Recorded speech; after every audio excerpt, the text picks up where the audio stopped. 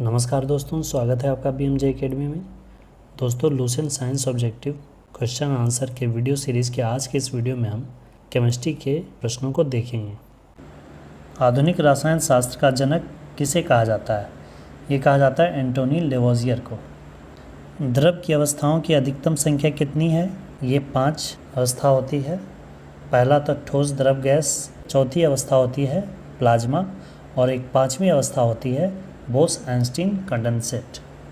Plasma अवस्था अत्यधिक ऊंचे तापक्रम पर प्राप्त किया जाता है और बोस-आइंस्टीन कंडेंसेट अत्यधिक निम्न तापक्रम पर प्राप्त किया जाता है।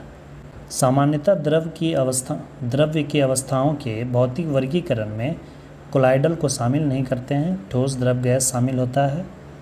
खाली स्थान पदार्थ की उन अवस्थाओं में से एक है जो बहुत ही कम घनत्व वाली गैस को अत्यंत कम तापमान के तहत ठंडा करके प्राप्त किया जाता है। अत्यंत कम तापमान पर बोस-आइंस्टीन कंडेंसेट की अवस्था को प्राप्त किया जाता है। विज्ञान के संदर्भ में निम्न में कौन सा गुण मिश्रण का नहीं है? मिश्रण का गुण कौन सा नहीं है? इसकी संरचना नियत होती है, यही है। मिश्रण की संरचना नियत नहीं होती है, उसमें किसी भी अनुपात, किसी भी मात्रा में पदार्थों को मिलाकर बनाया जाता है। संरचना निश्चित होती है यौगिक में एक निश्चित अनुपात में मिलाया जाता है। निम्नलिखित कथनों में से कौन सा कथन सत्य है? सत्य कथन चुनना है। पानी हाइड्रोजन और ऑक्सीजन का मिश्रण है। हाइड्रोजन और ऑक्सीजन है लेकिन मिश्रण नहीं है, यौगिक है, तो यह कथन गलत हो गया। अगर यहाँ मिश्रण की जगह पर यौगिक रहता तब कथन सत्य होता। पानी नाइट्रोजन ऑक्सीजन का यौगिक है, नाइट्रोजन तो है ही नहीं इसमें, ये भी कथन गलत है। पानी ऑक्सीजन और हाइड्रोजन का एक यौगिक है, इसमें देखिए ऑक्सीजन और हाइड्रोजन का यौगिक है, यह कथन सत्य है। हवा एक क्या है? हवा क्या है? शुद्ध मिश्रण है? नहीं, शुद्ध तो नहीं है। केवल यौगिकों का मिश्रण है? ये भी नहीं है। केवल तत्वों का मिश्रण है? यह भी नहीं है। तत्वों और यौगिक दोनों का मिश्रण है, क्योंकि हवा में कार्बन डाइऑक्साइड भी है और CO2 क्या है? तत्व नहीं है, यह यौगिक है। और तत्व भी है इसमें, नाइट्रोजन, ऑक्सीजन, ये सब तत्व हैं। तत्व भी हैं, यौगिक भी है, तो तत्व और यौगिक सबका मिश्रण है हवा। किसी तत्व का परमाणु भार ज्ञात करने के लिए निम्नलिखित में से किसके साथ उस तत्व के परमाणु भार की तुलना की जाती है? यह की जाती है कार्बन परमाणु के साथ। विश्व का प्रत्येक पदार्थ अत्यंत सूक्ष्म कणों से मिलकर बना होता है। यह सर्वप्रथम किसने कहा था? यह कहा था ऋषि कनाद ने। निम्नलिखित में से कौन सा एक मिश्रण नहीं है? ग्रेफाइट कार्बन का अपरूप है, इसमें सिर्फ कार्बन है और कुछ नहीं है इसमें। कांच में सिलिकॉन और ऑक्साइड, सिलिकॉन ऑक्साइड मिला होता है। इस्पात में कार्बन, निकेल, क्रोमियम मिला होता है। पीतल में तांबा और जस्ता मिला होता है, लेकिन ग्रेफाइट सिर्फ कार्बन है, तो यह मिश्रण नहीं है। निम्नलिखित में से रासायनिक यौगिक कौन है? रासायनिक यौगिक वायु यौगिक नहीं, मिश्रण है। अमोनिया, NH3, ऑक्सीजन, O2, पारा, Hg, ये भी तत्व है, ये भी तत्व है, लेकिन अमोनिया NH3, इसमें नाइट्रोजन का एक परमाणु और हाइड्रोजन का 3 परमाणु मिलकर एक यौगिक बना रहा है, तो इसका उत्तर अमोनिया होगा। पदार्थ का परमाणविक सिद्धांत सर्वप्रथम किसने दिया था? ये दिया था जॉन डाल्टन ने। किसी परमाणु के लिए प्लम पुडिंग मॉडल किसके द्वारा दिया गया था? यह मॉडल दिया गया था J.J. थॉमसन। एक परमाणु के 3 आधारभूत अवयव कौन से हैं? ये हैं प्रोटॉन, न्यूट्रॉन और इलेक्ट्रॉन। नाभिक के अंदर प्रोटॉन और न्यूट्रॉन होते हैं और इलेक्ट्रॉन उसके बाहर चारों ओर चक्कर लगाता है। द्रव्यमान संख्या किसका योग है? प्रोटॉन और न्यूट्रॉन का योग होता है द्रव्यमान संख्या। निम्नलिखित में से कौन सा एक न्यूक्लियॉन नहीं है? न्यूक्लियॉन नहीं है यानी कि न्यूक्लियस में नहीं है। न्यूक्लियॉन का मतलब होता है जो न्यूक्लियस के अंदर होता है। तो न्यूक्लियस के अंदर कौन होता है? प्रोटॉन होता है, न्यूट्रॉन होता है, पॉजिट्रॉन भी होता है, लेकिन इलेक्ट्रॉन जो होता है वो नाभिक के अंदर नहीं होता है और नाभिक के चारों ओर चक्कर लगाता है, तो इसका उत्तर हो जाएगा इलेक्ट्रॉन। इलेक्ट्रॉन की खोज किसने की थी? J.J. थॉमसन ने।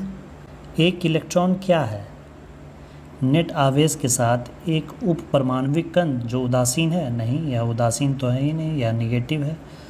नेट आवेश के साथ एक उप परमाणु जो सकारात्मक है, पॉजिटिव है, नहीं, नकारात्मक है। इसे देखते हैं, नेट आवेश के साथ एक उप परमाणविक कण जो नकारात्मक है, यही होगा। जिन एक परमाणु कणों में सामान्य उप परमाणु कणों से विपरीत गुण होते हैं उन्हें किस नाम से जाना जाता है? उन्हें कहा जाता है प्रतिकण। इलेक्ट्रॉन का एंटी पार्टिकल क्या है? पॉजिट्रॉन। किसी पदार्थ में मुक्त खाली स्थान की उपस्थिति उसे विद्युत का सुचालक बनाती है। मुक्त इलेक्ट्रॉन की स्थिति, पदार्थ में कितना मुक्त इलेक्ट्रॉन है उसी पर उसकी चालकता निर्भर करती है। न्यूट्रॉन की खोज किसने की थी? जेम्स चैडविक ने। कण बोसॉन नाम का संबंध किस नाम से है?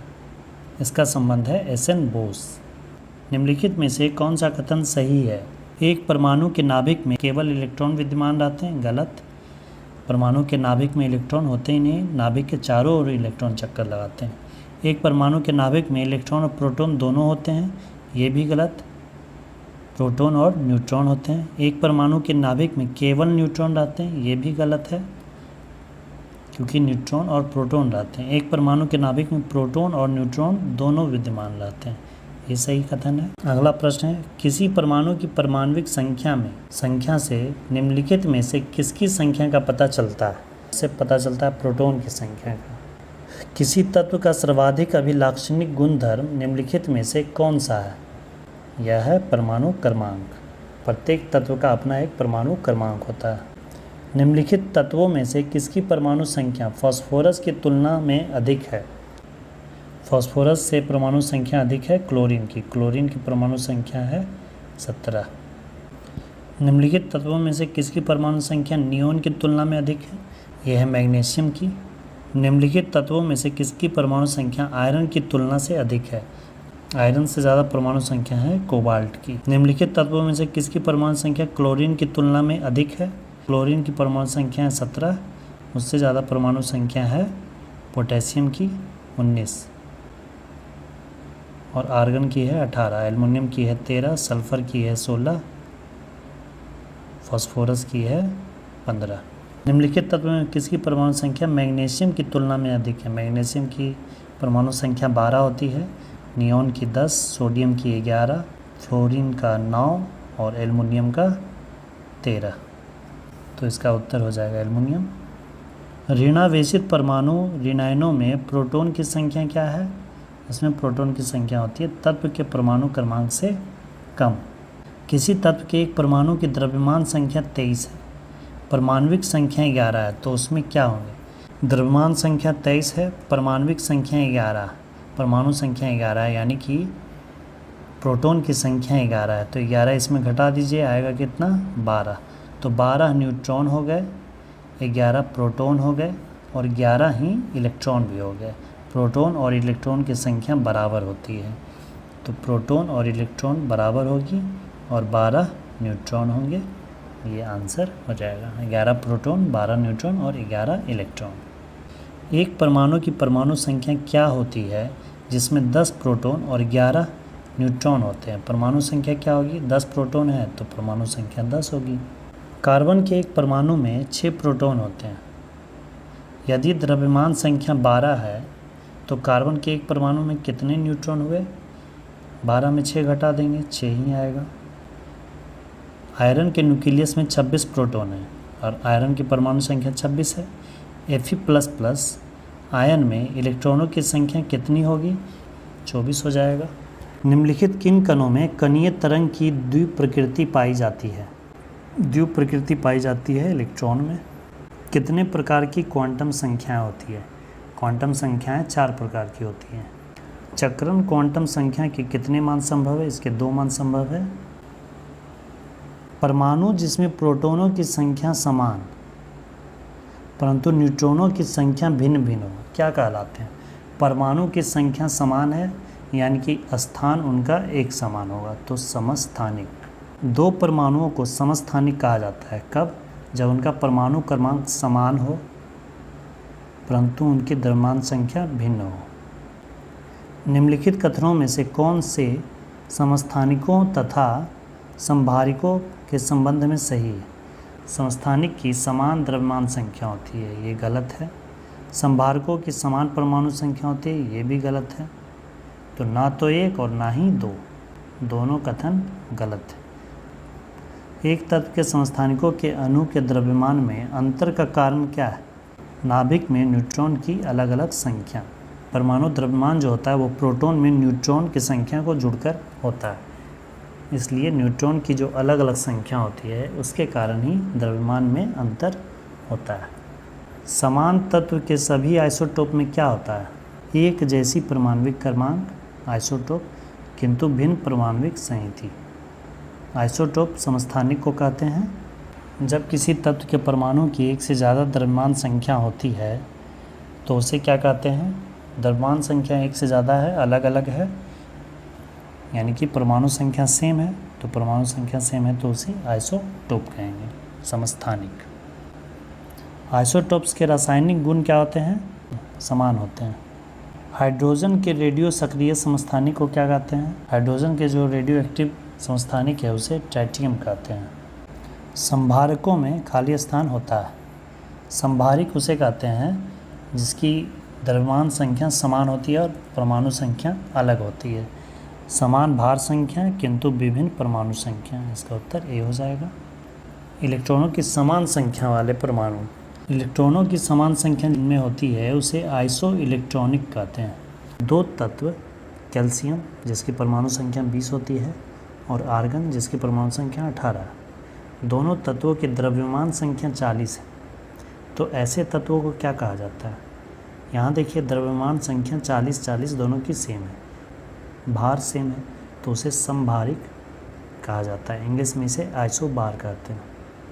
किसी परमाणु के उच्चतम ऊर्जा स्तर में स्थित इलेक्ट्रॉनों की खाली स्थान कहा जाता है, उसे कहते हैं संयोजकता इलेक्ट्रॉन्स। जैसे मान लीजिए एल्युमिनियम की परमाणु संख्या है 13, तो इसे जब इलेक्ट्रॉनिक विन्यास में लिखेंगे तो इस तरह से आएगा 283, तो इसके सबसे अंतिम में कितना इलेक्ट्रॉन है? 3, तो इसे कहेंगे संयोजकता इलेक्ट्रॉन। ये उच्चतम ऊर्जा स्तर है, सबसे लास्ट सेल, तो उसमें इलेक्ट्रॉनों की जो संख्या होती है उसकी संयोजकता होती है, उसे संयोजकता इलेक्ट्रॉन्स कहते हैं। किसी तत्व के रासायनिक गुणधर्म किस पर निर्भर करते हैं? यह निर्भर करते हैं तत्व की सबसे बाहरी कोष में इलेक्ट्रॉन की संख्या, संयोजकता इलेक्ट्रॉन, वैलेंस इलेक्ट्रॉन पर। रेडियो सक्रियता की परिघटना की खोज किसने की थी? ये की थी हेनरी बैकुरल ने। रेडियो धर्मिता का यूनिट क्या है? यह है क्यूरी। रेडियो धर्मिता नापी जाती है किससे? गीगर मूलर काउंटर से इसका मापन किया जाता है। रेडियो धर्मी वस्तुओं को किससे बने पात्र में रखना चाहिए? उसे सीसा के बने पात्र में रखना चाहिए। रेडियो धर्मी तत्व किसका उत्सर्जन करते हैं? ये अल्फ़ा बीटा और गामा किरणों का उत्सर्जन करते हैं। निम्नलिखित में से किसमें ऋणात्मक आवेश होता है? ऋणात्मक आवेश होता है बीटा में। अल्फ़ा पॉजिटिव होता है, बीटा नेगेटिव होता है और गामा न्यूट्रल होता है। इसकी वेधन क्षमता सबसे अधिक होती है गामा किरणों की। निम्नलिखित में से किसके उत्सर्जन से संभारिक उत्पन्न होते हैं? संभारिक उत्पन्न होते हैं बीटा किरणों के उत्सर्जन से। रेडियोधर्मी पदार्थ में किस दौरान कोई परिवर्तन, द्रव्यमान या आवेश में कोई परिवर्तन नहीं होता है? किस कण के निकलने से कोई परिवर्तन नहीं होता है? ऐसा होता है गामा के उत्सर्जन से। गामा के उत्सर्जन से उस पदार्थ में ना ही द्रव्यमान में कमी होती है और ना ही आवेश में। अल्फ़ा बीटा गामा की वेधन शक्तियाँ अपने अवरोही क्रम में किस क्रम में होगी? सबसे ज़्यादा वेधन शक्ति होती है गामा की, फिर बीटा की, फिर अल्फ़ा की। न्यूनतम पारगम्य शक्ति यानी कि वेधन क्षमता न्यूनतम किसकी होगी? अल्फ़ा की, और अधिकतम किसकी होगी? गामा की। अल्फ़ा कण में क्या होते हैं? अल्फ़ा कण में 2 प्रोटॉन और 2 न्यूट्रॉन होते हैं। अल्फ़ा पार्टिकल्स खाली स्थान होते हैं। अल्फ़ा पार्टिकल धनावेशित होते हैं और यह बिल्कुल हीलियम के केंद्रक जैसा होता है। अल्फ़ा कण में 2 धनात्मक आवेश चार्ज होते हैं। इसका द्रव्यमान निम्न में से किस एक के लगभग बराबर होता है? यह होता है हीलियम के एक परमाणु के बराबर। रेडियो एक्टिव सामग्री से उत्सर्जित बीटा किरणें क्या है? बीटा किरणें निगेटिव होती हैं और यह केंद्रक के चारों ओर घूमने वाले इलेक्ट्रॉन होते हैं। गामा किरणें किससे बनी होती है? गामा किरणें विद्युत चुम्बकीय तरंगों से बनी होती है। किसी नाभिक के गामा क्षय से क्या होता है?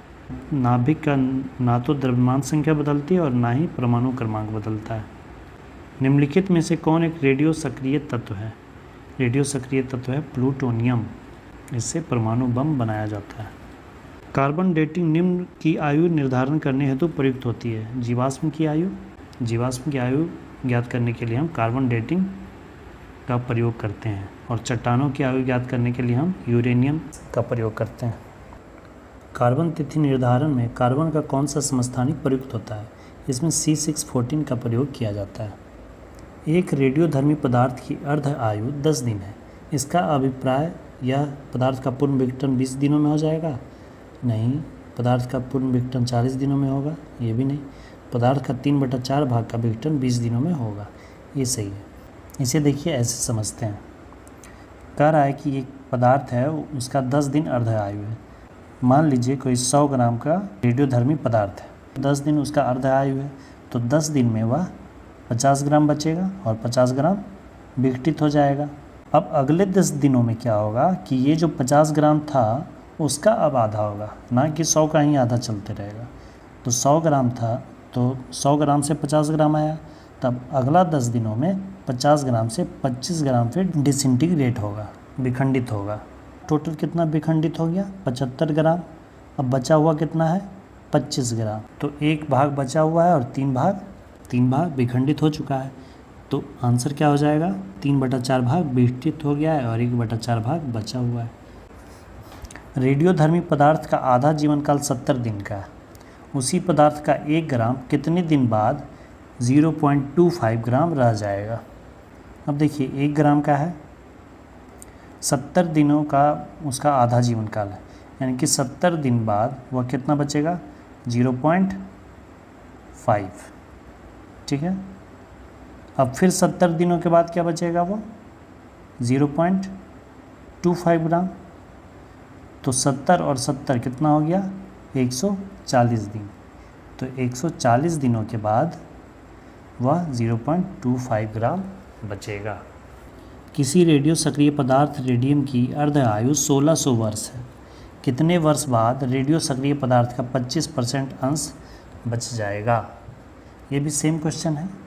जैसे इसमें 1 ग्राम का आधा हुआ 0.50 और फिर 5 का आधा हुआ 0.25। उसी तरह से यहाँ पे 25% का मतलब भी वही हुआ कि 100%, फिर उसका आधा 50%, फिर उसका आधा 25%। तो 1600, तो पहला हाफ होने में 1600 वर्ष लगा और फिर दूसरा हाफ होने में 1600 वर्ष लगा। तो इस तरह से 3200 वर्ष। रक्त कैंसर ल्यूकेमिया की रोकथाम के लिए प्रयोग किया जाने वाला रेडियो समस्थानिक कौन है? इसमें प्रयोग किया जाता है फास्फोरस 32। निम्नलिखित में से कौन सा सुमेलित नहीं है? गोल्ड 198, रेटिना 200 का उपचार। ये गलत है। कोबाल्ट 60 आमतौर पर विकिरण चिकित्सा में प्रयुक्त होता है क्योंकि यह उत्सर्जित करता है, यह गामा किरण उत्सर्जित करता है। इसे सुमेलित करना है। यूरेनियम का मिलाइए नाभिकीय ईंधन से। तो A का 4 हो गया, A का 4 और A का 4। कोबाल्ट का उपयोग होता है कैंसर के उपचार में और आयोडीन का उपयोग होता है घेंघा रोग गलगंड के उपचार में और रेडियम का समस्थानिक का उपयोग होता है कैंसर के उपचार में। तो 4 1 2 3 4 1 2 3 सी आंसर हो जाएगा। किस प्रकार की अभिक्रिया से सबसे अधिक हानिकारक विकिरण पैदा होता है? यह होता है विखंडन अभिक्रिया से। परमाणु विखंडन खाली स्थान प्रक्रिया है। परमाणु विखंडन में क्या होता है? भारी नाभिक टूटकर हल्के नाभिक में विखंडित होते हैं। नीचे एक अभिकथन और एक कारण दिया गया। अभिकथन: परमाणु विखंडन की घटना अत्यधिक ऊर्जा उत्पन्न करती है। कारण: वह प्रक्रिया जिसमें एक नाभिक 2 भागों में टूट जाता है परमाणु विखंडन कहलाता है। कथन और कारण दोनों सही है। परमाणु बम किस सिद्धांत पर आधारित है? परमाणु बम अनियंत्रित नाभिकीय विखंडन अभिक्रिया पर आधारित है। अनियंत्रित, ध्यान दीजिएगा, नियंत्रित नहीं करेंगे। नियंत्रित का प्रयोग हम लोग करते हैं नाभिकीय रिएक्टर में। परमाणु प्रस्फोटन किसके द्वारा प्रेरित होता है? यह अनियंत्रित श्रृंखला अभिक्रिया। जापान पर गिराए गए परमाणु बमों के नाम क्या थे? ये नाम थे लिटिल बॉय और फैट मैन।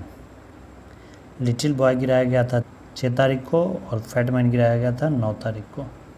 वर्ष 1945 में नागासाकी पर गिराए गए बमों में कौन सा विस्फोटक प्रयोग किया गया था? नागासाकी पे 9 तारीख को गिराया गया था, जिसमें कि प्रयोग किया गया था प्लूटोनियम को। न्यूक्लियर संलयन के दौरान निम्नलिखित में क्या होता है? नाभिकीय संलयन। इसमें क्या होता है कि हल्के नाभिक मिलकर भारी नाभिक का निर्माण करते हैं। निम्न में से कौन सा सौर ऊर्जा का स्रोत है? सौर ऊर्जा का स्रोत नाभिकीय संलयन है। 2 हाइड्रोजन परमाणु मिलकर एक हीलियम परमाणु का निर्माण कर रहे हैं, जिससे भारी मात्रा में ऊर्जा निकल रही है। हाइड्रोजन बम किस सिद्धांत पर आधारित है? हाइड्रोजन बम अनियंत्रित संलयन अभिक्रिया पर आधारित है। परमाणु बम है तो अनियंत्रित विखंडन अभिक्रिया, और हाइड्रोजन बम है तो भी अनियंत्रित, बस यहाँ संलयन अभिक्रिया करेंगे। हाइड्रोजन बम अनियंत्रित संलयन अभिक्रिया के सिद्धांत पर आधारित है। हाइड्रोजन बम विकसित किया गया था किसके द्वारा? हाइड्रोजन बम विकसित किया था एडवर्ड टेलर ने। परमाणु रिएक्टर का आविष्कार किसने किया? इसका आविष्कार किया था एनरिको फर्मी ने। एक परमाणु रिएक्टर में नियंत्रक रॉड, जो कि कैडमियम की रॉड होती है, क्या काम करती है? इसका काम होता है चेन रिएक्शन को नियंत्रित करने के लिए अतिरिक्त न्यूट्रॉन को अवशोषित करना। परमाणु रिएक्टर में विखंडन प्रतिक्रिया की दर को नियंत्रित करने के लिए खाली स्थान का प्रयोग किया जाता है, जो खुद में ही विखंडन के बिना न्यूट्रॉन अवशोषित करता है। ये कैडमियम की रॉड का प्रयोग करते हैं हम। नाभिकीय रिएक्टरों की मूल प्रक्रिया क्या है? इसकी मूल प्रक्रिया है विखंडन। नाभिकीय रिएक्टरों में भी परमाणु विखंडन की प्रक्रिया होती है। अगला है कल्पक्कम के फास्ट ब्रीडर रिएक्टर में निम्नलिखित में से कौन सा एक शीतलक प्रयोग में लाया जाता है? वहाँ द्रवित सोडियम का प्रयोग किया जाता है। नाभिकीय अभिक्रिया के दौरान श्रृंखला अभिक्रिया को नियंत्रित करने के लिए न्यूट्रॉन का अवशोषण करने हेतु किसका प्रयोग किया जाता है? उसके लिए कैडमियम के रॉड का भी प्रयोग किया जाता है और बोरॉन के भी रॉड का प्रयोग किया जाता है। निम्नलिखित में से कौन सा पदार्थ नाभिकीय रिएक्टर में मंदक का काम करता है? मंदक का काम करता है भारी जल। नाभिकीय रिएक्टर में निम्नलिखित में से किसे मंदक के रूप में प्रयोग किया जाता है? ग्रेफाइट का भी प्रयोग मंदक के रूप में किया जाता है। नाभिकीय रिएक्टर में भारी जल का क्या कार्य होता है? भारी जल का कार्य होता है न्यूट्रॉन की गति को कम करना मंदक के रूप में। ये न्यूट्रॉन की गति को कम करते हैं ताकि चेन रिएक्शन की अभिक्रिया थोड़ी धीमी हो, मंद हो। किसी परमाणु रिएक्टर में भारी जल क्या होता है? भारी जल होता है हाइड्रोजन के अपेक्षाकृत भारी समस्थानिक का एक ऑक्साइड। भारी जल का फॉर्मूला होता है D2O, ड्यूटेरियम ऑक्साइड। यहाँ हाइड्रोजन के जगह पे हाइड्रोजन का ये पानी का फॉर्मूला H2O होता है, लेकिन इसमें H2 के जगह पे D2 होता है, ड्यूटेरियम ऑक्साइड। नाभिकीय संयंत्रों में ग्रेफाइट का उपयोग किया जाता है। ग्रेफाइट का उपयोग मंदक की तरह किया जाता है। न्यूक्लियर रिएक्टरों में विमंदक और प्रशीतक दोनों ही तरह प्रयुक्त होने वाला पदार्थ क्या है? विमंदक और प्रशीतक दोनों के लिए उपयुक्त होने वाला पदार्थ है भारी जल, ड्यूटेरियम ऑक्साइड, जिसका फॉर्मूला होता है D2O। आयनिक यौगिकों के संदर्भ में निम्नलिखित कथनों पर विचार कीजिए। आयनिक यौगिक अल्कोहल में अघुलनशील होते हैं, ये कथन सत्य है। आयनिक यौगिक ठोस अवस्था में विद्युत के सुचालक होते हैं, ये आवश्यक नहीं है, तो इसमें केवल एक उत्तर होगा। NaCl में यह कौन सा बंध है? NaCl में Na+ और Cl-, तो इस तरह से ये आयनिक बंध इसमें है। दो परमाणुओं के बीच बंध की खाली स्थान प्रकृति अधिक होती है यदि उनकी विद्युत ऋणात्मकता का अंतर कम होता है। इसका आंसर सहसंयोजक होगा। खाली स्थान बंध पानी के अणु के भीतर परमाणुओं को बांध कर रखता है। इसका उत्तर होगा ध्रुवीय सहसंयोजक बंधन। एक धातु के फॉस्फेट का सूत्र MHPO4 है। इसके क्लोराइड का सूत्र क्या होगा? इसके क्लोराइड में MCl2 हो जाएगा। बेरियम को आदर्श गैस का इलेक्ट्रॉन विन्यास प्राप्त करने के लिए कितने इलेक्ट्रॉन को खोना पड़ेगा? इसके लिए इसे 2 इलेक्ट्रॉन को खोना पड़ेगा। ऑक्सीकरण प्रतिक्रिया निम्नलिखित में से क्या होता है? इसमें इलेक्ट्रॉन में कमी होती है। ऑक्सीकरण में क्या होता है? ऑक्सीकरण में किसी पदार्थ से हाइड्रोजन विस्थापित होता है, ये सही है। किसी पदार्थ में धन विद्युत तत्व जोड़ा जाता है और धन विद्युतीय तत्व का अनुपात बढ़ता है, ये गलत है। तो इसका उत्तर केवल एक होगा। निम्नलिखित रासायनिक तत्वों में से किस एक तत्व की अपनी सभी यौगिकों में ऑक्सीकरण अवस्था समान होती है? इसका उत्तर फ्लोरीन होगा। सभी तत्वों में इसकी ऑक्सीकरण अवस्था समान होती है। इसका ऑक्सीकरण अंक सदैव 1 होता है। यही है फ्लोरीन। OF2 में ऑक्सीजन की ऑक्सीकरण अवस्था कितनी है? इसमें F2 है। फ्लोरीन पे -1 चार्ज होता है, 2 है तो 2 चार्ज हो जाएगा। ऑक्सीजन के लिए +2 हो जाएगा। निम्नलिखित में से कौन सा कथन सही है? सही कथन को चुनना है। हाइड्रोजन के लिए ऑक्सीकरण सदैव 0 होता है, गलत है। हाइड्रोजन के लिए ऑक्सीकरण +1 होता है, ये भी गलत है। हाइड्रोजन के लिए ऑक्सीकरण -1 होता है, ये भी गलत है। हाइड्रोजन के लिए 1 से अधिक ऑक्सीकरण अंक हो सकते हैं, ये सत्य है।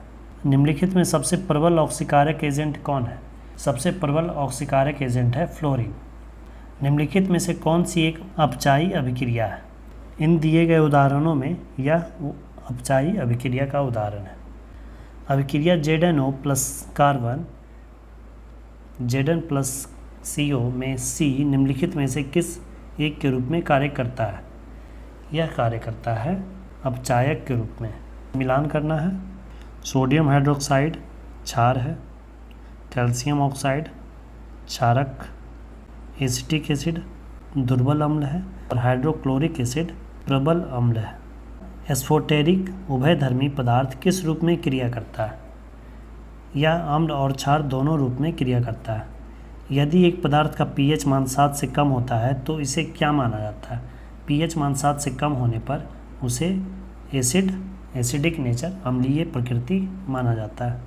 अम्ल वर्षा का pH मान लगभग कितना होता है? अम्ल वर्षा का pH मान 5.5 या से कम होता है। बहुआसुत जल के एक नमूने का pH मान कितना होता है? मानव रक्त के pH मान का अनुमानित मान कितना है? मानव रक्त का pH मान 7.4 होता है। जलीय घोल में निम्नलिखित में कौन सा सबसे अधिक प्रबल क्षारक है? सबसे अधिक प्रबल क्षारक है डाइएथिलामाइन। निम्न में से कौन सा प्रबल विद्युत अपघट्य है? प्रबल विद्युत अपघट्य है हाइड्रोक्लोरिक एसिड। दूध क्या है? दूध पायस का उदाहरण है। जब दो तरल पदार्थ एक दूसरे में घुलते नहीं और सॉल्यूशन नहीं बनते तो उसे क्या कहते हैं? इममिसिबल कहते हैं। शक्कर के घोल में शक्कर का घुला हुआ पदार्थ है। मक्खन कोलाइड कब बनता है? मक्खन कोलाइड तब बनता है जब वसा की गुलिकाएं पानी में छितर जाते हैं। स्मोग किसका संयोजन है? धुआं और कोहरा को संयुक्त रूप से स्मोग कहा जाता है। एक घोल किसकी कोलाइडी विलयन होता है? यह द्रव में द्रव का कोलाइडी विलयन होता है। निम्नलिखित में कौन सा नियम गैस से संबंधित नहीं है? गैस से संबंधित नियम जूल का नियम नहीं है, यह ऊर्जा से संबंधित नियम है। बॉयल्स लॉ, एवोगाड्रो लॉ और चार्ल्स लॉ, ये सब गैसों से संबंधित नियम हैं। कौन सा समीकरण चार्ल्स नियम को प्रकट करता है? चार्ल्स के नियम के अनुसार गैस का आयतन टेम्परेचर के समानुपाती होता है। समान तापमान एवं दबाव पर सभी गैसों के समान आयतन में अणुओं की संख्या बराबर होती है। इस नियम को क्या कहा जाता है? इस नियम को कहा जाता है एवोगाड्रो का नियम। किसी गैस का आणविक द्रव्यमान क्या होता है? किसी गैस का आणविक द्रव्यमान उसके वाष्प दाब से दुगना होता है। परम शून्य को किस प्रकार परिभाषित किया जाता है? परम शून्य वह तापमान है जिस पर सब आणविक गतियाँ बंद हो जाती हैं और यह होता है 0 डिग्री केल्विन यानी -273 डिग्री सेंटीग्रेड। इस तापमान को परम शून्य ताप कहते हैं। जिस रासायनिक अभिक्रिया से ऊष्मा निकलती है उसे क्या कहते हैं? उसे ऊष्माक्षेपी अभिक्रिया कहा जाता है। निम्न में से कौन सी रासायनिक प्रतिक्रिया की प्रकृति हमेशा ऊष्माशोषी होती है? अपघटन प्रतिक्रिया हमेशा ऊष्माशोषी अभिक्रिया होती है। प्रकाश ऊर्जा से पानी के अणु के विखंडन की प्रक्रिया को क्या कहते हैं? इसे प्रकाश अपघटन प्रक्रिया कहते हैं। वर्तमान में हमारे द्वारा उपयोग किए जाने वाले रासायनिक प्रतीकों की उपयोग विधि किसने तैयार की थी? यह तैयार की थी वर्जीलियस ने। निम्नलिखित में कौन सा रासायनिक प्रतीकों के बारे में सच नहीं है? यह तत्वों के नामों के लिए एक आशुलिपि शॉर्ट हैंड संकेतन है, ये सत्य है। यह प्रतीक 1 या 2 अक्षरों के होते हैं, यह भी सत्य है। क्लोरीन के लिए रासायनिक प्रतीक Cl है, यह भी सत्य है। ये जेम्स चैडविक और जे थॉमसन द्वारा प्रस्तावित किया गया था, ये गलत है। निम्नलिखित में से किसे ऑरम कहा जाता है? ऑरम सोना को कहा जाता है। सोना का परमाणु संकेत Au होता है, जो कि इसका लैटिन नाम ऑरम के कारण है। और चांदी का लैटिनम अर्जेंटम होता है, जिसके कारण इसका संकेत Ag होता है। भविष्य का ईंधन किसे कहा जाता है? भविष्य का ईंधन कहा जाता है हाइड्रोजन को। निम्नलिखित में से किस एक का ईंधन मान अधिकतम होता है? हाइड्रोजन का। प्रति ग्राम ईंधन द्वारा मोचित ऊर्जा की दृष्टि से निम्न में से सर्वोत्तम ईंधन कौन सा है? इसमें सर्वोत्तम ईंधन है हाइड्रोजन। निम्नलिखित में से कौन से ईंधन से सबसे कम पर्यावरण प्रदूषण होता है? इसका उत्तर भी हाइड्रोजन ही है। जल गैस किसका संयोजन है? जल गैस कार्बन मोनोऑक्साइड और हाइड्रोजन का सम्मिश्रण है। निम्नलिखित में से कौन सा एक भाप अंगार गैस है? कार्बन मोनोऑक्साइड और हाइड्रोजन के मिश्रण को भाप अंगार गैस या जल गैस कहा जाता है। निम्नलिखित में किसका प्रयोग नोदक या रॉकेटों में ईंधन के रूप में किया जाता है? रॉकेट में ईंधन के प्रयोग में द्रव हाइड्रोजन और द्रव ऑक्सीजन का प्रयोग मिश्रित रूप से किया जाता है। LPG लिक्विफाइड पेट्रोलियम गैस एक हाइड्रोकार्बन है जिसमें मिश्रण होता है। LPG में किसका मिश्रण होता है? प्रोपेन और ब्यूटेन का। निम्नलिखित में से किसका उपयोग खाना पकाने के लिए किया जाता है? खाना पकाने के लिए LPG का प्रयोग करते हैं। नीचे एक अभिकथन A और एक कारण R दिया गया है। अभिकथन A है, घरेलू गैस सिलेंडरों में होने वाले रिसाव का पता लगाया जा सकता है। LPG की गंध तीव्र होती है। ये पता लगाया जा सकता है, लेकिन LPG की गंध नहीं होती है।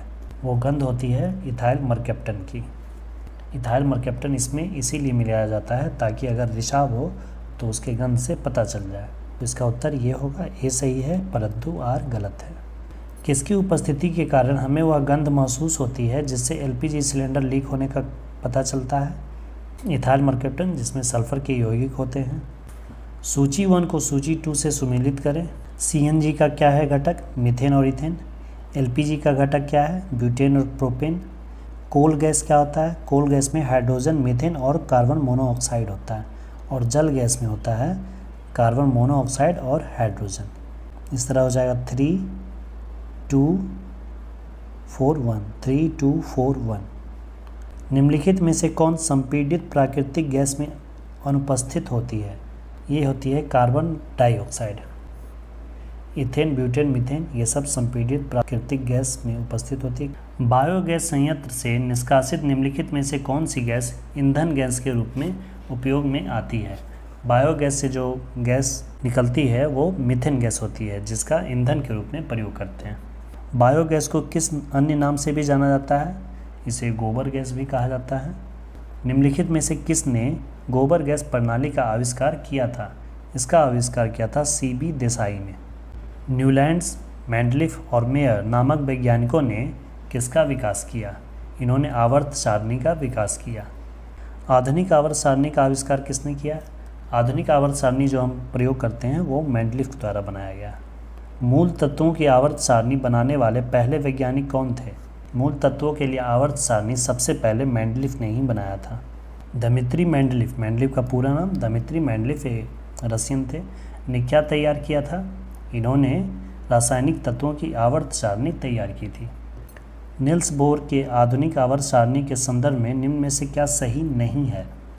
हर आवर्त के अंतिम तत्व में 8 संयोजक इलेक्ट्रॉन होते हैं सिवाय हीलियम के, जिसमें 2 होते हैं। ये सही है। समूह 3 से 12 के तत्वों को पारगमन तत्व कहा जाता है। ये भी सही कथन है। वह तत्व जिनकी अणु संख्या 57 से 70 होती है उन्हें लैंथेनाइड श्रृंखला कहा जाता है। ये कथन गलत है। आधुनिक आवर्त सारणी में क्या है? आधुनिक आवर्त सारणी में 18 समूह और 7 आवर्त है। आधुनिक आवर्त सारणी की तीसरी अवधि का सबसे विद्युत धनात्मक तत्व और सबसे ऋणात्मक तत्व कौन है? आवर्त सारणी के तीसरे पीरियड का सबसे धनात्मक तत्व सोडियम और सबसे ऋणात्मक तत्व क्लोरीन है। आवर्त सारणी में कौन से तत्व की उच्चतम इलेक्ट्रॉन बंधुता है? उच्चतम इलेक्ट्रॉन बंधुता होती है क्लोरीन की। निम्नलिखित में से किस परमाणु का व्यास सबसे बड़ा है? इनमें से आयोडीन का परमाणु व्यास सबसे बड़ा है क्योंकि इसकी परमाणु संख्या सबसे बड़ी है। ये सब हैलोजन फैमिली के हैं। आयोडीन, फ्लोरीन, क्लोरीन, ब्रोमीन ये सब हैलोजन फैमिली के तत्व हैं। किस तत्व का परमाणु क्रमांक 3 है? Hydrogen, helium, lithium, beryllium. Lithium की परमाणु संख्या 3 होती है। आवर्त सारणी के न्यूनतम प्रतिक्रियाशील तत्व कौन है? न्यूनतम प्रतिक्रियाशील उत्कृष्ट गैसें नोबल गैसें हैं, जिसे अक्रिय गैस भी कहा जाता है। क्षारीय धातुओं का गुण क्या होता है? क्षारीय धातुओं का गुण होता है इलेक्ट्रॉन्स को आसानी से छोड़ते हैं। धातुएं विद्युत का वहन क्यों करती है? क्योंकि इनमें मुक्त इलेक्ट्रॉन्स होते हैं। आवर्त सारणी के आवर्त में बाएं से दाएं संचलन करते समय इलेक्ट्रॉन बंधुता पर क्या प्रभाव पड़ता है? आवर्त सारणी में आवर्त में बाएं से दाएं जाने पर इलेक्ट्रॉन बंधुता बढ़ती है। निम्नलिखित में से कौन सा किसी धातु का इलेक्ट्रॉनिक विन्यास नहीं है? 283 एल्युमिनियम का है, 281 सोडियम का है, 213 लिथियम का है, 26 जो है वो ऑक्सीजन का है। ऑक्सीजन धातु नहीं, ऑक्सीजन गैस है।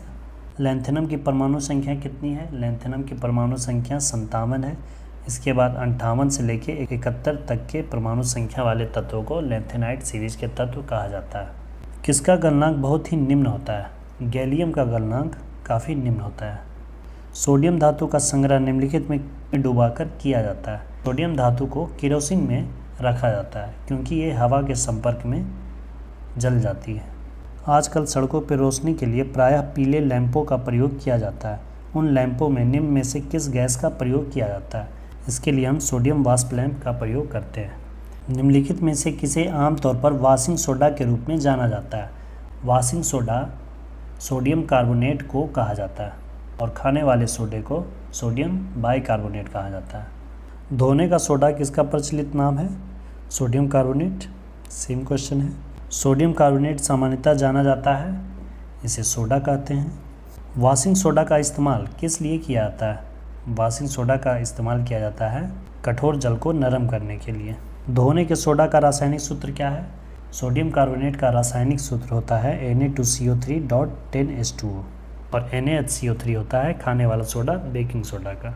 अगला है, निम्नलिखित में से कौन सा एक बेकिंग सोडा का रासायनिक नाम है? बेकिंग सोडा का रासायनिक नाम सोडियम बाइकार्बोनेट होता है। सोडियम बाइकार्बोनेट का सामान्य नाम क्या है? Baking soda. खाने का सोडा क्या है? Sodium bicarbonate. सेम क्वेश्चन बार बार रिपीट किया है। गूंथे आटे में बेकिंग सोडा किस लिए मिलाया जाता है? यह मिलाया जाता है ताकि CO2 उत्पन्न हो और सामग्री जो बने वो मुलायम और स्पंजदार हो। जब सोडियम बाइकार्बोनेट को अत्यधिक गर्म किया जाता है तो क्या उत्पाद बनता है? सोडियम बाइकार्बोनेट को अत्यधिक गर्म करने पर सोडियम कार्बोनेट बन जाता है। फोटोग्राफी में सामान्यतः प्रयोग किया जाने वाला हाइपो का रासायनिक नाम क्या होता है? इसका रासायनिक नाम सोडियम थायोसल्फेट होता है। फोटोग्राफी में सोडियम थायोसल्फेट, देखिए इसका फार्मूला दिया हुआ है Na2H2O3। विलयन का प्रयोग क्यों किया जाता है? इस विलयन का प्रयोग किया जाता है अनअपघटित सिल्वर ब्रोमाइड को विलेय सिल्वर थायोसल्फेट संकुल के रूप में निकालने के लिए। निम्नलिखित पदार्थों में से कौन सा फोटोग्राफी में तथा एक एंटीक्लोर के रूप में प्रयुक्त होता है? इसमें सोडियम थायोसल्फेट का प्रयोग करते हैं। फोटोग्राफी में अस्थायीकर, फिक्सर, विकासक, डेवलपर के रूप में प्रयोग होने वाला रसायन क्या है? Sodium thiosulphate. सेम क्वेश्चन है, अलग अलग तरीके से पूछा हुआ। कार चालक की सुरक्षा के लिए प्रयोग में आने वाला वायु थैला एयर बैग में क्या होता है? उसमें सोडियम एंजाइड होता है, ये ध्यान रखिएगा। प्रकृति में पाया जाने वाला सोडियम क्लोराइड तथा टेबल नमक, टेबल साल्ट कौन सा खनिज होता है? इसे जिससे प्राप्त करते हैं उस खनिज को हैलाइड कहा जाता है। NaCl किसका रासायनिक सूत्र है? सोडियम क्लोराइड, नमक का। खाने वाले सामान्य नमक का रासायनिक नाम क्या है? Sodium chloride. Chile saltpetre, Chile सीरा किसका सामान्य नाम है? चिली साल्ट पीटर का रासायनिक नाम होता है सोडियम नाइट्रेट। कास्टिक सोडा का रासायनिक नाम क्या है? कास्टिक सोडा का रासायनिक नाम है सोडियम हाइड्रोक्साइड NaOH। निम्नलिखित तत्वों में से कौन सा एक ठोस हाइड्रोजन कार्बोनेट नहीं बनाता है? पोटेशियम ठोस हाइड्रोजन कार्बोनेट नहीं बनाता है। पोटेशियम नाइट्रेट का प्रयोग किसके उत्पादन में किया जाता है? पोटेशियम नाइट्रेट का प्रयोग उर्वरक के उत्पादन में बड़े पैमाने पर किया जाता है। बारूद बनाने में निम्नलिखित में से किस एक का इस्तेमाल किया जाता है? बारूद बनाने में पोटेशियम नाइट्रेट का प्रयोग किया जाता है। गन पाउडर किस मिश्रण से बनता है? गन पाउडर में चारकोल, सल्फर और पोटेशियम नाइट्रेट का मिश्रण होता है। समुद्र के पानी से कौन सी धातु निकाली जाती है? समुद्र के पानी से मैग्नीशियम प्राप्त होता है। अति मुलायम खनिज टाक, जिसे सोप स्टोन कहा जाता है, वह क्या होता है? वह होता है मैग्नीशियम सिलिकेट। निम्नलिखित में से किस एक पदार्थ का उपयोग रंगाई तथा चर्म उद्योग में रंग बंधक के रूप में किया जाता है। इसके लिए मैग्नीशियम सल्फेट का प्रयोग किया जाता है। मिल्क ऑफ मैग्नीशिया के रूप में बाजार में लाए जा रहे प्रति अम्ल का मुख्य तत्व क्या है? इसका उत्तर होगा MgOH_2। मिल्क ऑफ मैग्नीशिया का प्रयोग किस प्रकार किया जाता है? मिल्क ऑफ मैग्नीशिया का प्रयोग लैक्सेटिव के रूप में किया जाता है। एप्सम लवण किसका यौगिक है? एप्सम साल्ट मैग्नीशियम का यौगिक है। पृथ्वी की प्रपटी में सबसे ज़्यादा पाया जाने वाला धातु कौन सा है? पृथ्वी की प्रपटी में सियाल होता है, सिलिकॉन और एल्युमिनियम, तो एल्युमिनियम इसका उत्तर हो जाएगा। बॉक्साइट अयस्क है किसका? बॉक्साइट एल्युमिनियम का अयस्क है। क्रायोलाइट किस धातु का अयस्क है? क्रायोलाइट भी एल्युमिनियम का ही अयस्क है। बॉक्साइट और क्रायोलाइट दोनों ही एल्युमिनियम के अयस्क हैं। किस उद्योग द्वारा बॉक्साइट कच्चे माल के तौर पर इस्तेमाल किया जाता है? एल्युमिनियम उद्योग। एल्युमिनियम बॉक्साइट से ही प्राप्त किया जाता है। यद्यपि भूपटल में एल्युमिनियम की मात्रा लोहे से अधिक है, फिर भी एल्युमिनियम लोहे से महंगा है। क्यों? क्योंकि एल्युमिनियम उत्पादन की धात्विक विधियाँ लोहे की अपेक्षा अधिक खर्चीली होती है। बॉक्साइट से एल्युमिनियम का निष्कर्षण करने में, शुद्ध एल्युमिनियम प्राप्त करने में प्रोसेस होता है, वह प्रोसेस खर्चीला होता है।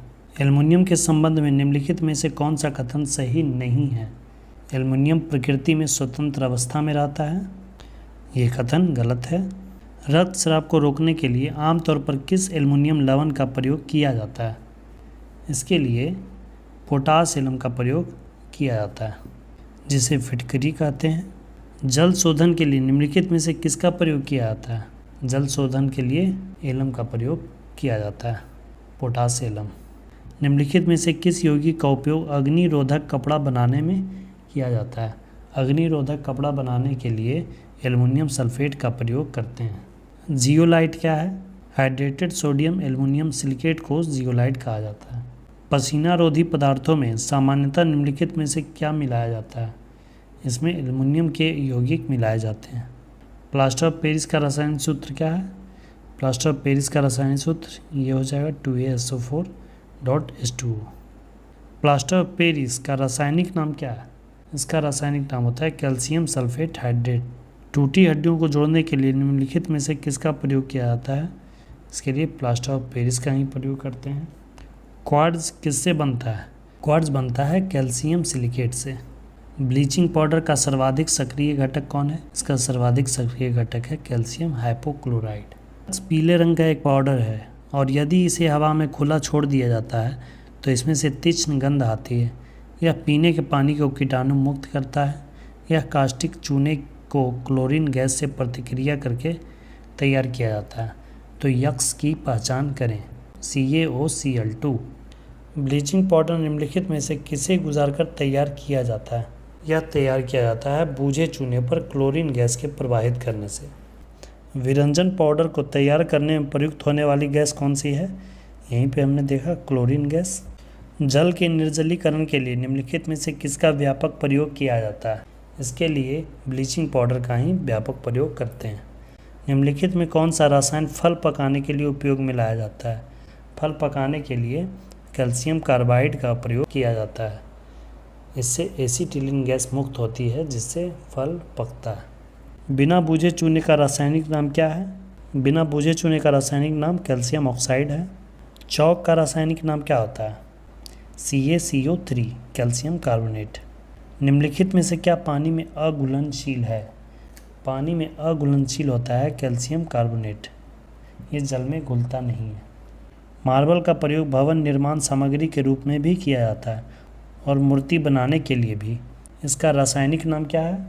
मार्बल का रासायनिक नाम है कैल्शियम कार्बोनेट, CaCO3।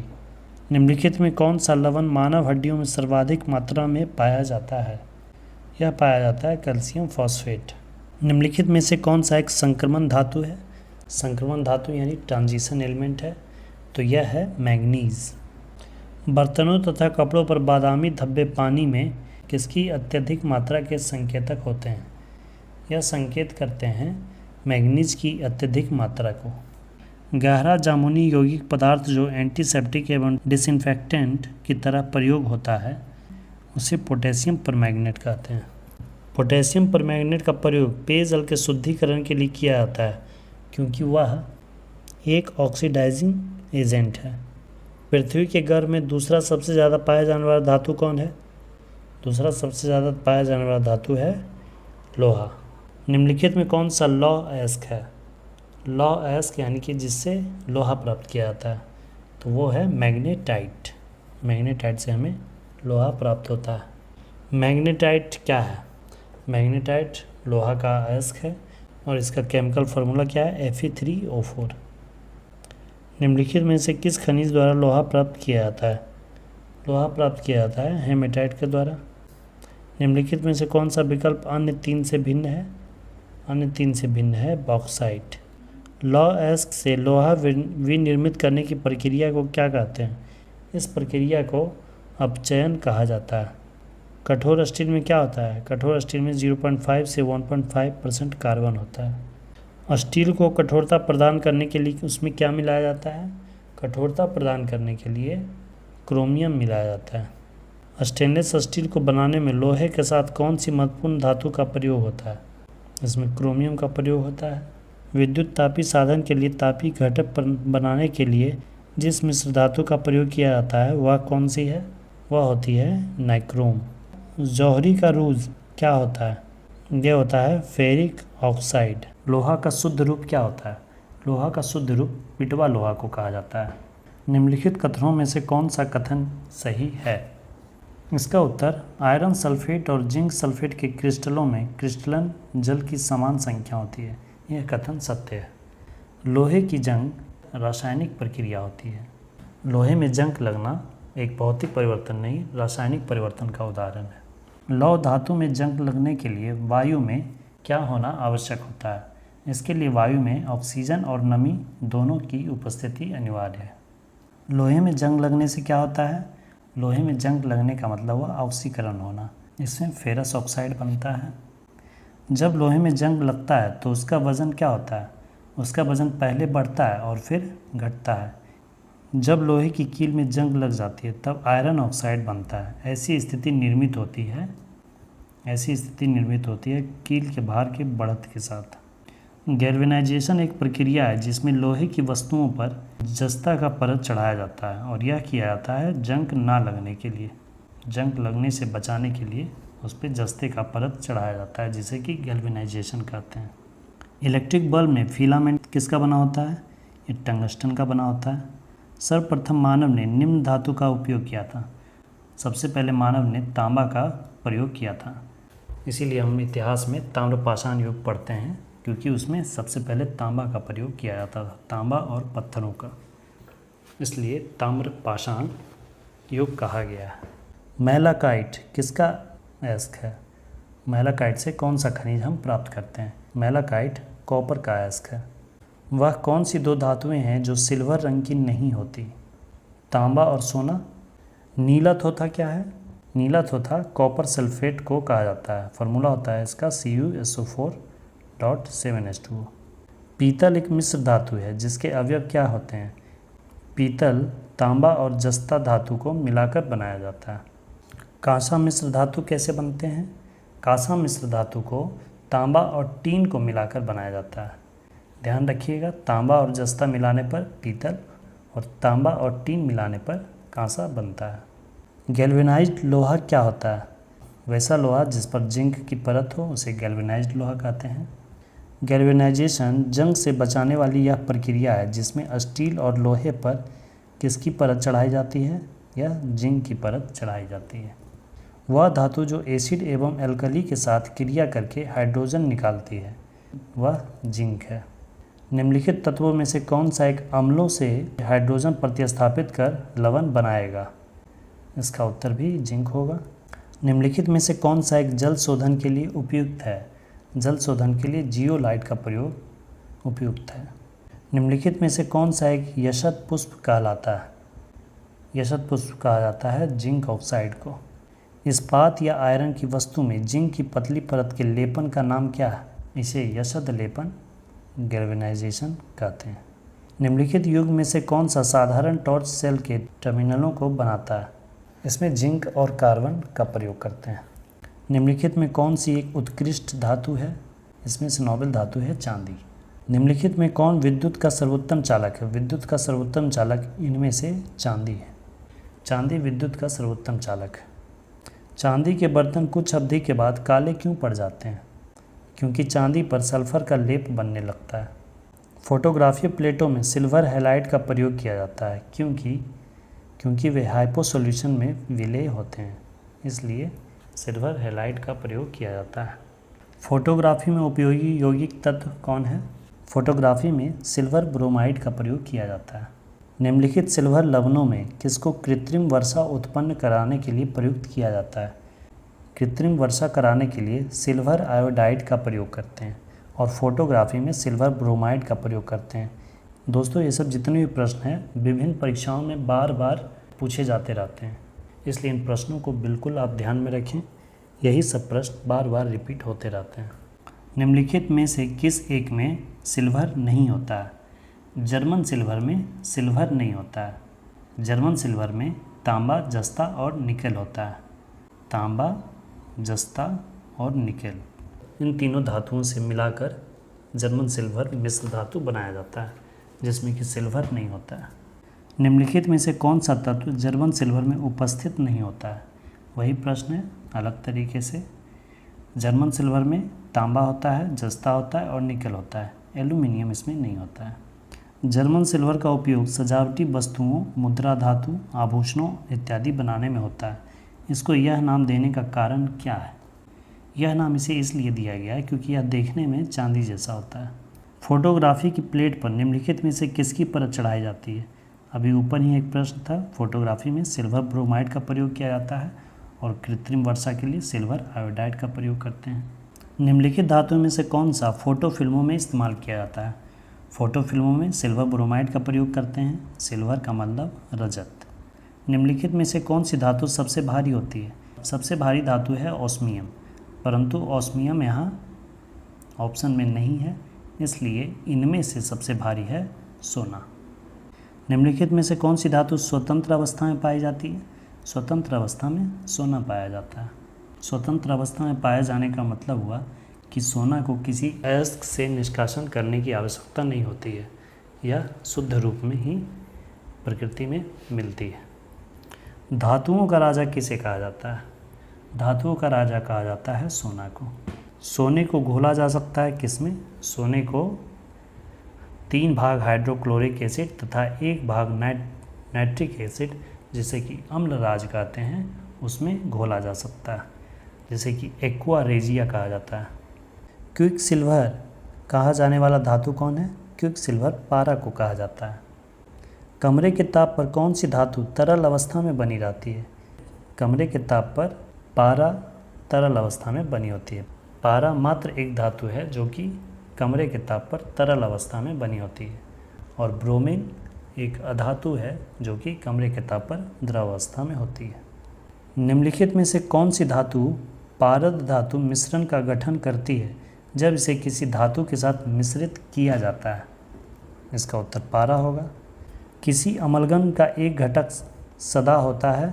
अमलगम का मतलब हुआ पारद धातु। पारद धातु में पारा कंपलसरी है कि वो होगा। पारा को ही मरकरी कहा जाता है। इसका संकेत होता है Hg, क्योंकि इसका लैटिन नेम होता है हाइड्रार गैरम। इनमें से किसका प्रयोग थर्मामीटर में किया जाता है? थर्मामीटर में पारा का ही प्रयोग करते हैं।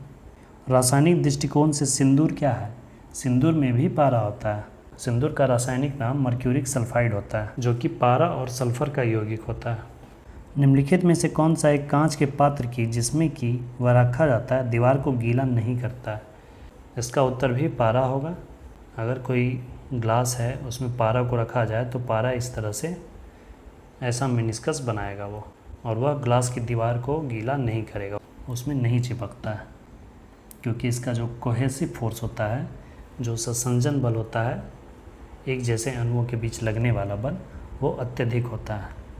कार के इंजन में नॉकिंग से बचने के लिए किसका प्रयोग किया जाता है? कार के इंजन में नॉकिंग से बचने के लिए हम लेड का प्रयोग करते हैं। लेड टेट्राइथाइल लेड TeL निम्नलिखित में से क्या है? फॉस्फोटरोधी यौगिक है, एंटी नॉकिंग कंपाउंड। निम्नलिखित में से किस में लेड की मात्रा अधिक पाई जाती है?